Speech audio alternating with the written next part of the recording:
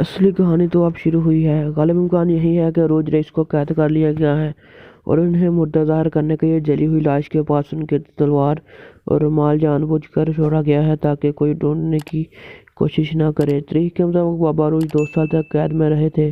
اس کے بعد خضر رئیس نے انہیں بچایا اور اس کے بعد بڑی جنگیں شروع ہوئیں۔ بحیرہ روم پر مسلمانوں کی تسلط کا آغاز عروج کے بازیاب ہونے کے بعد شروع ہوا۔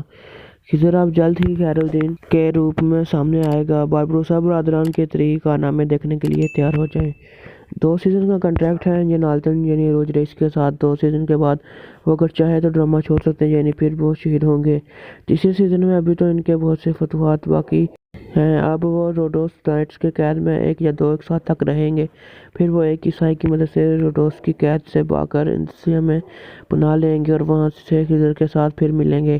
یعنی یہ سب اس قسط میں جو ہوا اور ٹریلر میں جو دکھایا گیا وہ سب ایک سسپینس شاٹ ہے، جس طرح طول کے تیسرے سیزن کے اختتام پر کیا گیا تھا تاکہ ریٹنگ حاصل ہو سکے، اور یہی کرولس عثمان میں بھی ہو رہا ہے اور باربروسا میں بھی۔ یعنی ایک طرح سے اب کرولس عثمان اور باربروسا کے درمیان ریٹنگ کی جنگ چھڑ گئی ہے، مگر ریٹنگ کے معاملے میں بزدل انکل کا طریقہ بہت متاثر کن ہے، جبکہ باربروسا کے ساتھ جو کیا گیا اس سے وہ رسپانس نہیں ملے گا۔ چاہے کچھ بھی ہو، ڈائریکٹر تاریخ کے ساتھ کھلواڑ نہیں کر سکتے، جس کا اندازہ بزدل انکل کو ہو چکا ہے۔